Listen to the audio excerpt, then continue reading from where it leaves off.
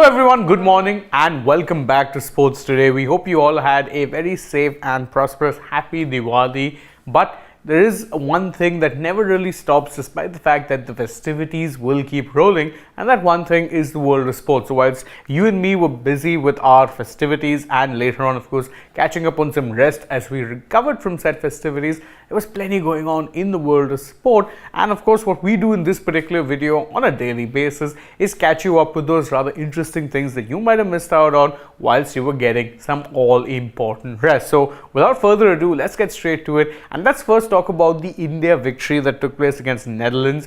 It wasn't exactly a clinical top-notch performance. You could see quite clearly that the Indians were having a bit of fun. You had 9 part-timers, but after the match a recent tradition has been taking place whereby you'll see the team give out a medal for the best fielder in that particular match. In this particular match, India chose to make things rather interesting because they involved the ground staff whilst announcing the winner of the best fielder, and it was done not only using the ground staff but also the big screen in the ground, whereby you showed off, or rather they showed off, the contenders for this medal and then used all of the ground staff to make the reveal like this by one showing all of the letters of the winner. No surprises for guessing, it was in fact Surya Kumar Yadav who ended up getting that medal. And it was a nice heartwarming moment, you could say, because again the groundsmen, the ground staff, people who work more often than not behind the scenes are definitely the unsung heroes when you're looking at the world of sport. Without these guys, none of the sporting events or none of the big matches that you enjoy watching would be possible. So I think it's a nice way, a good initiative you can say, to give some, let's say, light, shine some light on the unsung heroes of the game and give them some bit of the spotlight and appreciation, show them their appreciation. It's the best way to do so, by ensuring that they go viral on the internet. But enough about this. It is also worth noting that yesterday saw Shreyas Iyer become the first Indian number 4 batter to score an ODI World Cup ton since Yuvraj Singh did it so in 2011. That's a gap of 12 years without India having a number 4 who could get a World Cup ton. It shows you just how bad the number 4 problem has been for India, and it is something that head coach Rahul Dravid noted, because he said that Shreyas Iyer is now very much in fact the backbone of the Indian batting order. Now that is a big claim when you consider that this is a batting lineup that has of course Virat Kohli, who very much is considered the fulcrum, someone around whom the batting order revolves. You've had a KL Rahul who's been in stupendous form through 2023 in ODIs at number 5, yet it is Shreyas Iyer who has gotten probably the highest praise that you could think of from the head coach, who knows a thing or two about having a batting order revolving around him. And he said that, the reason he said so is because you've seen India's struggles with the number 4 position, and with Shreyas Iyer there are no struggles whatsoever, because you have a top batter in that position, someone who can accelerate when needed, who can consolidate when needed, and who will get you big runs against any kind of opposition.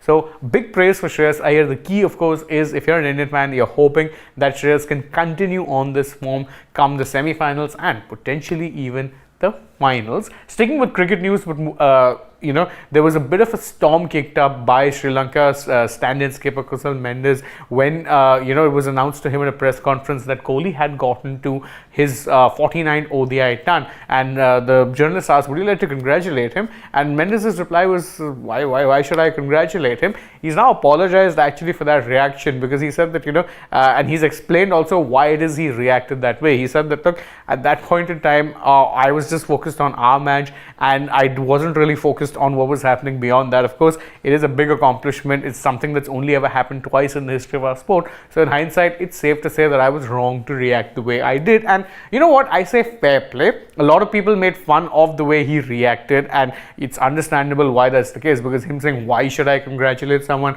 who's only gone on to match the accomplishments of a Sachin Tendulkar, did seem like a bit of an off comment. But he has explained his reasoning, and to that I say, you know what, fair enough. He's owned his mistake and he's apologized for it. There's nothing more to see here. It's a good enough way to handle the situation, and the Sri Lankan skipper did so in very calm, composed manner. Sticking on with cricket news still, but moving our focus away from Indian cricket specifically, Jofra Archer recently ended up making a bit of news when he signed a 2-year central contract with with the England and Wales Cricket Board, and this isn't normally would something that's too surprising, but considering the fact that Jofra Archer's career in recent times has been absolutely afflicted by injuries, did raise a few eyebrows as to why exactly that was the case. However, England's director of cricket, Rob Key, has revealed the reason, and he said it's simple. All we are looking at betting on is the upside of having a fully fit Jofra Archer, saying when you look at Archer and the kind of impact he has, he's someone who can bowl across any phase of the game, whether it be the power plays, the middle overs, the death overs,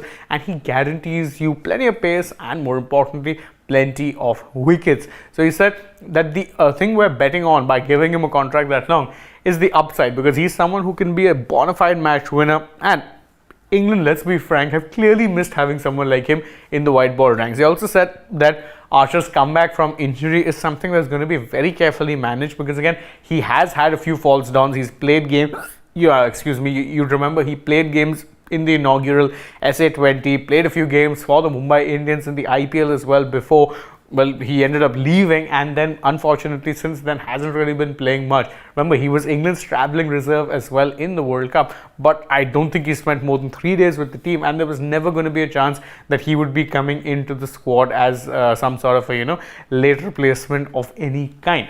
So they are keen on ensuring that Archer's return is managed, and the reason they're still betting on him, easy enough to say, it is in fact the upside. Switching our focus now from the world of cricket to the world of football, and there were some very interesting matches going on last night, not least this clash between table toppers Manchester City and Chelsea, which ended in a thrilling 4-all draw, with both teams actually not just spending good periods of the game behind the 8 ball, but also leading. It started when Erling Haaland converted a 25th minute penalty. Then, a few minutes later, Thiago Silva equalizes for Chelsea. Raheem Sterling gives them the lead a few minutes later, but at the stroke of half-time, Manuel Akanji makes it 2-2 for Man City. Start of the second half, you've got Erling Haaland who once again scores, gives City the lead, but then Chelsea pull things back from a Nico Jackson deflected finish, or rather a rebound finish, should I say. 3-3, you're thinking, okay, this game's got all the makings of a classic. Rodri makes it 4-3 for City at the 85th minute, and then a stoppage time penalty from Cole Palmer ensures that Chelsea leave this game actually not only with their heads held high, but also a very hard-earned point that they can be proud of. Even though it was a home match, this is the same City team that did end up winning the treble last season, so a good result overall. Sticking with football news, and this man was among the goals once again. Mohamed Salah scored 2 goals against Brentford as Liverpool ended up registering a pretty comfortable 3-0 win. Diogo Jota was the 3rd goal scorer, in case any of you were interested, but Salah has proven that, despite the fact that Liverpool have seen plenty of changes both in midfield, defence as well as even attack, that he remains the point man for Liverpool, and a lot of people were doubting whether giving him a big contract was a good idea, but he's showing that even though he's in his 30s, he's still performing at a very, very high level that few, if any, can really consistently match.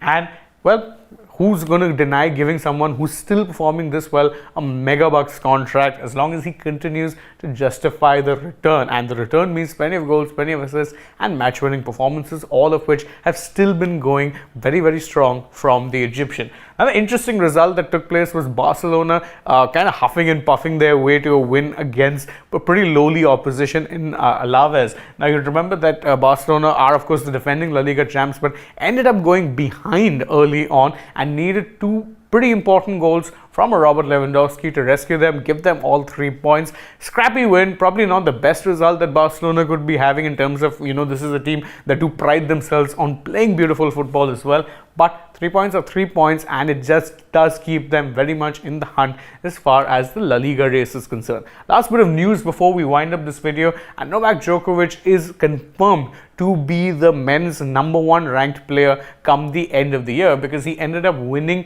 his first game of the ATP finals against Holger Rune. That win ensured that no one can catch him as far as being the #1 player is concerned. So even if he doesn't win the ATP finals title, and let's be frank, he's very much the favorite to lift that title, even if he doesn't lift it, he's still going to end the 2023 calendar year as the world #1. Pretty good achievement, but the Joker has said he's hungry for much more. So watch out if you're a fan of anyone besides Joker, because the Serbian is going to be coming for more records.